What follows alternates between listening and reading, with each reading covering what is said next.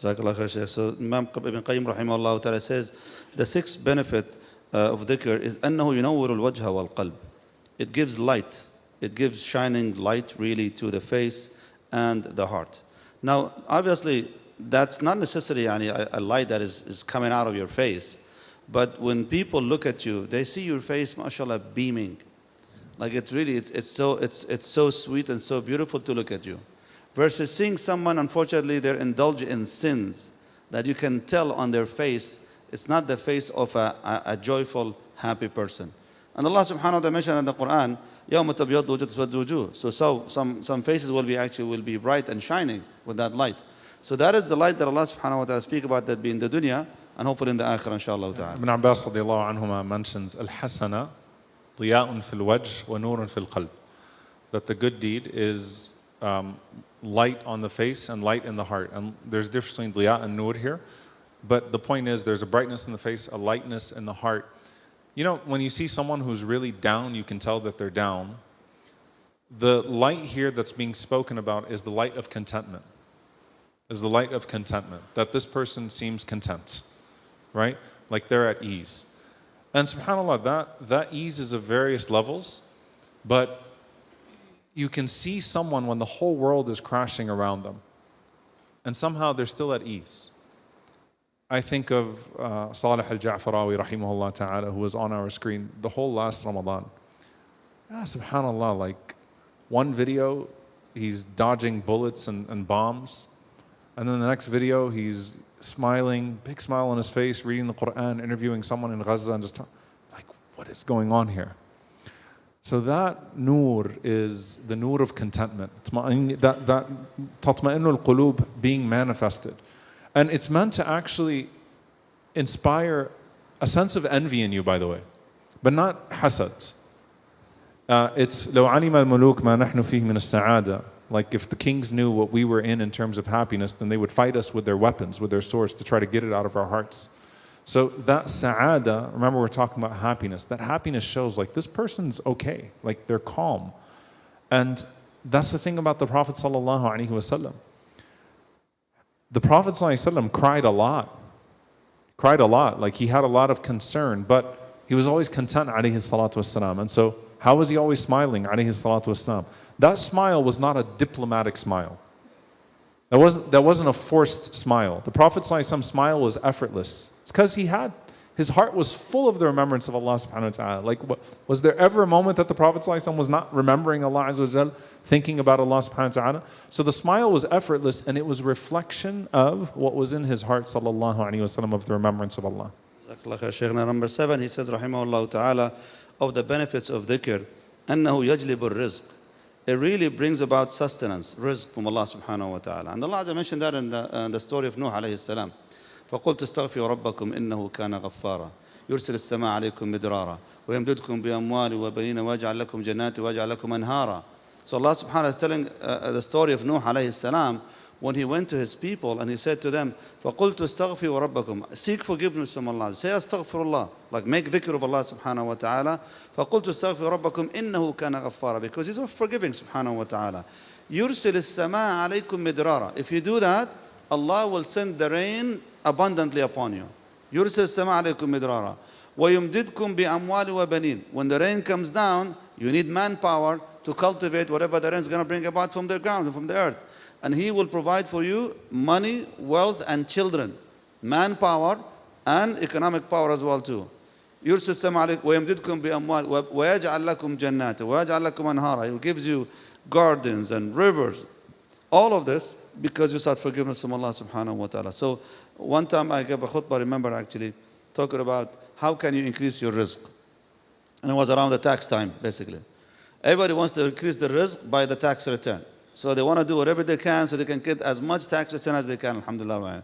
May Allah bless them, Allah. Because you deserve these tax yourself, by the way, not anybody else. Yani.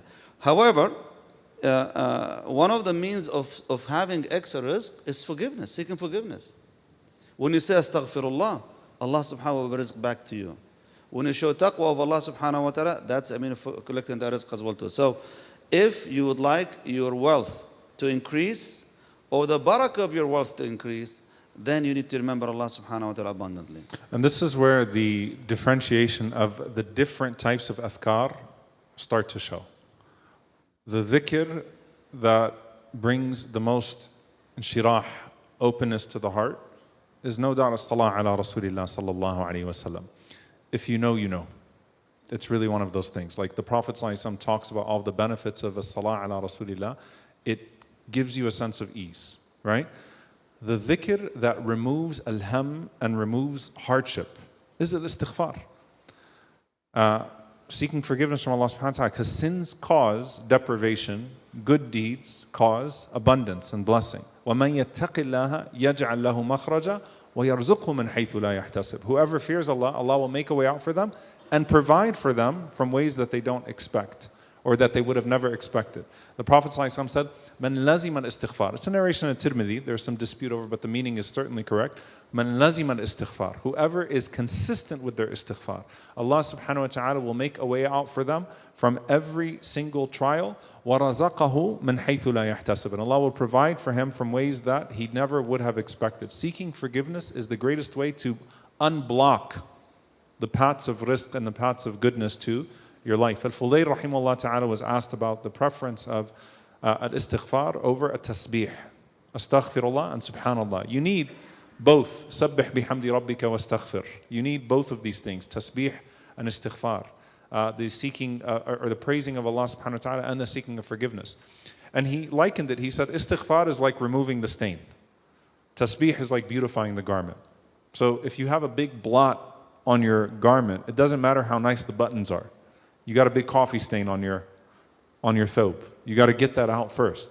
Istighfar removes the stains. And so this is where the secrets of every dhikr, come to play. And a person who oscillates between as-salah ala Rasulillah sallallahu alayhi wa sallam and al-istighfar, seeking forgiveness from Allah subhanahu wa ta'ala, then they'll find that the pathways to the heart are constantly being opened and the pathways to goodness in their life are constantly being opened. Jazakallah khair, Shaykh. Number 8, he said, rahimahullah ta'ala, of the benefits of dhikr, أنه يكسو الذاكر المهابة والحلاوة والنضرة. It envelopes the one who practices it with dignity, that's mahaba, sweetness, halawa, and radiance, and that's an-nadara, on their face, obviously. But when he says that the one who remembers Allah subhanahu wa ta'ala, they're more likely to speak less. They're more likely to speak less. And therefore, they're always engaged in dhikr even when they're quiet. And as a result, when you look at them, they're very unique. You know, the one who talks too much, usually, khalas, they got all their secrets out, you feel relaxed around them. But someone who's quiet, how do you feel around them? You don't even know how to feel, because I'm not sure. So you have that haiba, that reverence to them and respect, subhanAllah. And I remember Shaykh ibn Baz rahimahullah ta'ala was someone like this. Shaykh ibn Baz rahimahullah ta'ala, when he used to sit down in any gathering, when he is done with given the halaqah, then they get to the Q&A session. As the brother who's reading the questions for the Shaykh, you look at the Shaykh and he's moving his lips. He's making dhikr between the question and the answer. And when the question is, he starts answering. And then when he's done, he goes back again to his dhikr. Wallahi, you look at this man, subhanahu, he said, La ilaha illallah. Wallahi, the rajul baqiyya min as-salaf, rahimahullah ta'ala. Gives that respect and reverence to them. So if you would like to have that self-respect and dignity, then you need to watch this mouth and make it busy with the remembrance of Allah subhanahu wa ta'ala, give you that sense of reverence in the hearts of the people. Yeah, I mean, and this is true anecdotally as well. And if you think about your own experiences, man kathura kalamuhu kathura saqtu. So Umar radiallahu anhu said, whoever talks too much makes too many mistakes. And whoever makes too many mistakes has too many sins. And whoever has too many sins, then they have a greater chance of attaining punishment in the hereafter. May Allah protect us. But the more you talk, the more you're likely to make a fool out of yourself. If you think about the quiet, dignified person who sits in the gathering, not arrogantly, not condescendingly, but doesn't do more than they have to, doesn't go overboard, doesn't have to be the center of attention. See, these all speak to these spiritual diseases, right? They don't have to be the center of attention. They don't have to draw anything to themselves. They don't have to dominate the conversation. They don't have to come up with a joke so that they can be involved. They don't have to participate. Sometimes they're just okay with just sitting back and maintaining dignity. And so that mahaba, like this is a person I respect. This is a respectful person. And the beauty of that is that the Prophet ﷺ was that person. Zayd ibn Thabit radiallahu ta'ala anhu, he says, كنا مع رسول الله صلى الله عليه وسلم. We would sit with the Prophet ﷺ. فإذا ذكرنا الدنيا ذكرها معنا. وإذا ذكرنا الآخرة ذكرها معنا. وإذا ذكرنا طعام ذكره معنا. We'd start a conversation. We'd sit with the Prophet ﷺ. He'd come sit with the youth. We talked about things of this world. He'd participate as well, alayhi salatu wasalam. He'd share something beneficial. We talked about akhirah. He'd talk about akhirah too, sallallahu alayhi wasallam, the hereafter. And if we talked about food, Prophet ﷺ had no real interest in food. He'd share some things here or there just to participate, alayhi salatu wasalam, but he wasn't overboard. His words were very measured, sallallahu alayhi wasallam. He never spoke more than he had to, alayhi salatu wasalam. And sometimes you feel like you need to be dignified by others. And so just like you dress, Umar radiallahu ta'ala anhu, when he entered into Jerusalem, the very famous story, and the way that he was dressed and the way he entered into Al-Quds, and he said, نَحْنُ قَوْمٌ أَعَزَّنَا اللَّهُ بِالْإِسْلَامِ. We're a people that Allah dignified with Islam. وَإِنْ ابْتَغَيْنَا الْعِزَّةَ لِغَيْرِهِ أَذَلَّنَا اللَّهُ. When we seek dignity through anything else, Allah humiliates us. Likewise with your speech. Like, what are you trying to get out of your speech? What are you trying to get out of, your expressions? Why are you trying to draw this attention to yourself?